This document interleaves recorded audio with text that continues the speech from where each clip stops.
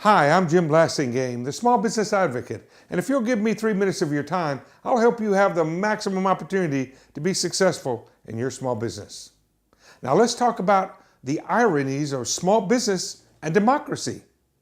One of the great ironies is that while businesses flourish in a democracy, a business cannot flourish as a democracy. By definition, stakeholders in a democracy vote on issues and the majority rules. But while this process is one of the greatest inventions of mankind, with many applications, business is not one of them.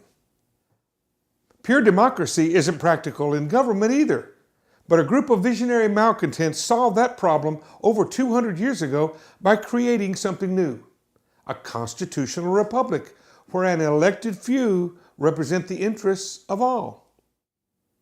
A business can be like a dictatorship in that an individual will likely make the final decision. One desk, as President Truman so famously said, where the proverbial buck stops. But here's another irony. Even though a business may have characteristics of a dictatorship, it likely will not be successful if the team is managed by a tyrant.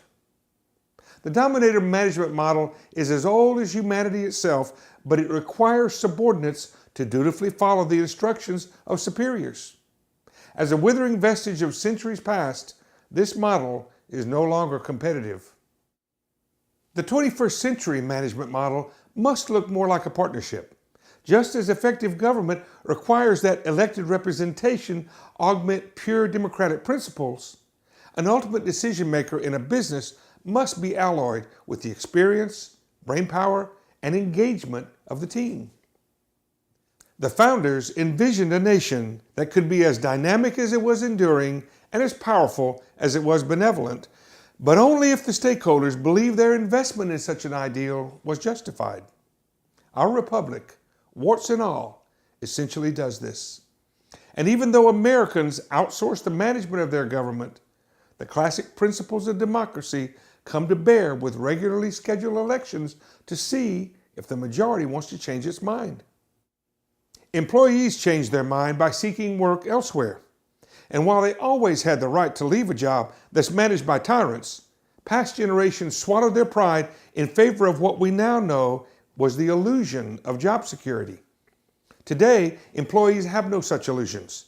And while they accept the reality that someone has to make the final decisions, they also expect to contribute to the basis for those decisions. In the 21st century, a business still can't be structured as a democracy or a dictatorship. Today's employees expect to be led, not driven. They want to contribute, not just take orders, even if the last order wasn't their favorite. Write this on a rock.